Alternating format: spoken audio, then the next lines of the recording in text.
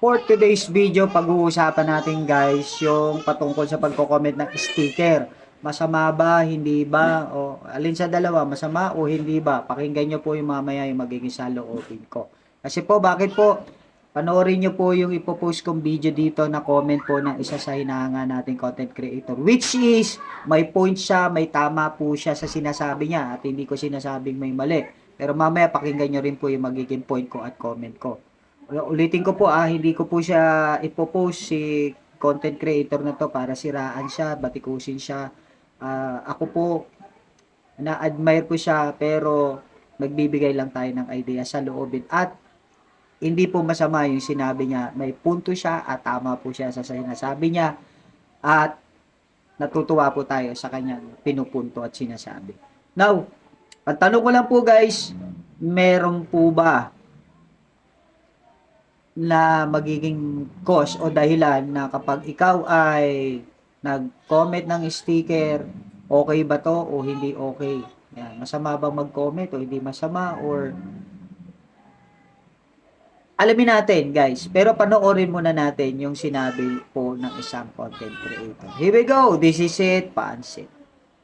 Sticker, may nag-send po ng sticker, please pa-delete po, bawal po yan. Ang laki ng sinend na sticker, bawal yung malalaking sticker kasi mag-end po yung live ng host. Yan po mga Lodino, yung kadalasang nababasa ko sa comment section sa mga live po ng kapwa natin content creator na sinasabi nga nila, kapag may nagsesend ng malalaking sticker ay ipinapadelete nila kasi nga ma-end daw po yung live ng host. Ito po mga Lodino, yung tumatak sa kanilang isipan kasi meron pong mga nag-content na mga kapwa natin content creator na bawal nga daw po ang sticker. So mga Lodi, lilinawin po natin, hindi po bawal ang sticker. At lalong-lalo na, hindi po sticker ang dahilan kung bakit po nag-e-end ang live ng isang creator. Automatic pong na-e-end ang ating live mga Lodi dahil po sa mga posibleng kadahilanan ng mga ito. Number 1, nagkakaroon po ng technical issue sa Facebook. Number 2, yung internet speed po natin ay biglang bumabagal kaya biglang napuputol ang live. Number 3 po mga Lodi ay yung device natin ang may problema. Maaaring mababa na yung RAM nito o mabagal na yung ating cellphone o kaya naman tablet o kung ano man yung ating ginagamit. At kapag medyo mahaba na yung ating live ay medyo hindi na kinakaya ng RAM ng ating device kaya naman automatic nagpo-force close po yung mga So guys, yun, napanood nyo po yung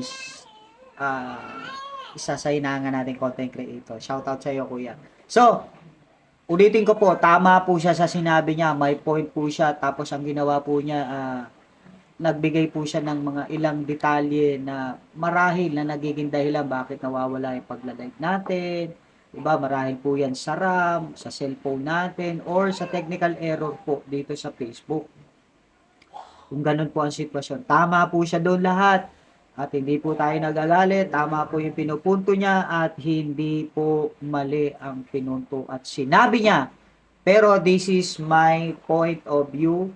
Guys, ito po, hindi ko lang mahanap yung nag-post ng kanyang content na kung patungkol din po sa sticker. Ito, here we go. This is it. Ito yung point ko. Sabi po kasi ng isang content creator na nag-post ng kanyang content regarding sa sticker. Alam nyo, ito ho nangyari. Nakapag-send po siya ng sticker na hindi naman niya po sinasadya na ma-violation siya at ma-restricted siya doon sa kanyang sticker na i-comment. Okay? So, na-restricted siya nito ni Papa Meta. Okay? So, sabi naman po nung napanood nyo kanina na vlogger, na hindi masamang mag-comment ng sticker. Which is tama rin po. At isa pa, ulitin ko, tama rin yung ginawa at kinontent ng content creator na kung saan na-restricted siya dahil sa kanyang pag-post ng comment ng sticker dun sa isang nag-live stream.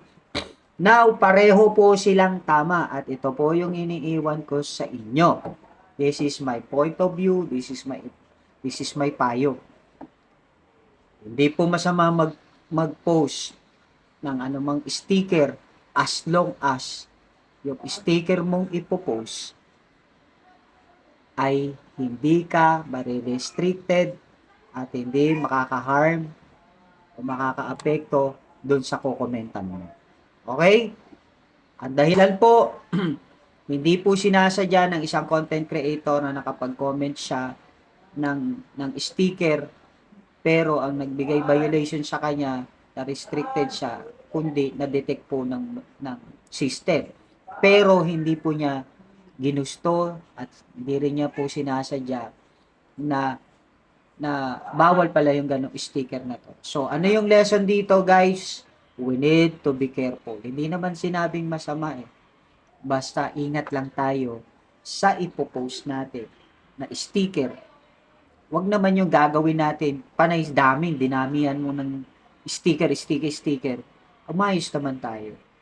So, maging maayos po tayo, maging engager. No, yung iba kasi makapag-sticker lang, bagas na.